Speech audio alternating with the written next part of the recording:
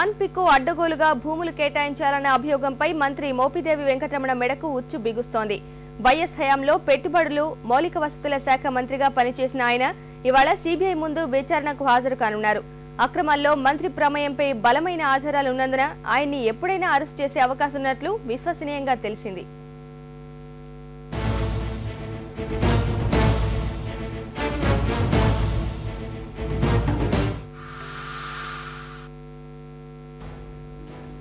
జగన్ అక్రమాస్తుల కేసులో సీబీఐ దర్యాప్తు కీలక దశకు చేరుకున్న తరుణంలో మంత్రి మోపిదేవి వెంకటరమణను ఇవాళ విచారించనున్నారు. వ్యాన్పిక్ పేరుతో గుంటూరు, ప్రకాశం జిల్లాల్లో జరిగిన 1000 ఎకరాల భూ కుంభకోణానికి సంబంధించి ఇప్పటికే కీలక ఆధారాలు సంపాదించిన సీబీఐ వ్యాన్పిక్ అధినేత నిమ్మగడ్డ ప్రసాద్, పెట్టుబడులు, మౌలిక వసతుల శాఖ మాజీ ప్రత్యేక కార్యదర్శి బ్రహ్మానందరెడ్డిని అరెస్ట్ చేసింది.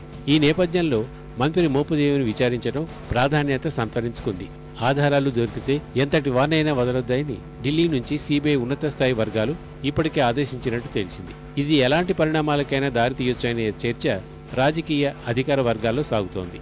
ఈ నేపథ్యంలో మోపిదేవిని ఎప్పుడైనా అరెస్ట్ చేయొచ్చని ఆయా వర్గాలు విశ్లేషిస్తున్నాయి. వ్యాన్పిక్కు అడ్డగోలుగా ప్రయోజనాలు కల్పిస్తూ రూపొందించిన ఎంఓయూ మోపిదేవి ఆమోదంతోనే మంత్రిమండలి ముందుకెళ్లిందని సీబీఐ ఇప్పటికే నిర్ధారించింది.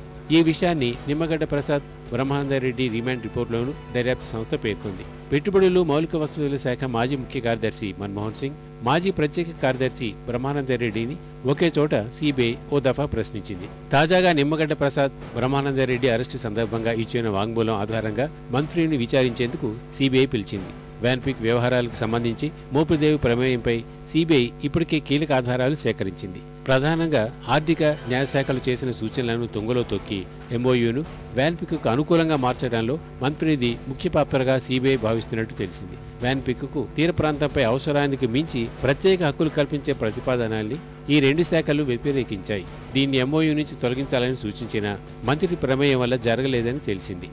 వ్యాన్పిక్ ప్రాజెక్టులో భాగంగా నిజాంపట్నం, వాడ్రేవ్ అనే 2 పోర్టులు నిర్మించాలి. నిజాంపట్నానికి ఉత్తరాన 30 కిలోమీటర్లు, వాడ్రేవుకు దక్షిణ వైపున 30 కిలోమీటర్లు ఇవ్వాలని తొలుత ముసాయిదా ఎంఓయూలో పేర్కొన్నారు. 2 రేవులకు ఇరువైపులా కాకుండా వాటి మధ్యస్థలంపై హక్కులు కల్పిస్తే చాలని ఆర్థిక, న్యాయశాఖలు సవరణలు ప్రతిపాదించాయి.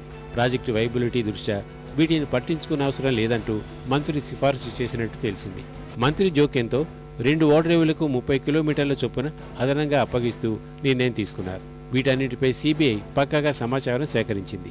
ఇవాల్టి విచారణలో వీటిపై మంత్రిని సీబీఐ ప్రశ్నించనున్నట్టు సమాచారం. ఇప్పటికే అరెస్ట్ అయిన నిమ్మగడ్డ ప్రసాద్, బ్రహ్మానందరెడ్డిని సీబీఐ రిమాండ్కు తీసుకుని 4 రోజులుగా ప్రశ్నిస్తోంది. ఇవాల్టి విచారణలో వారి ఇరువురి సమక్షంలో మంత్రిని సీబీఐ ప్రశ్నించి వ్యాన్పిక్ ఒప్పందంలో ఆయన పాత్ర గురించి నిగ్గు తేల్చనున్నట్టు తెలిసింది.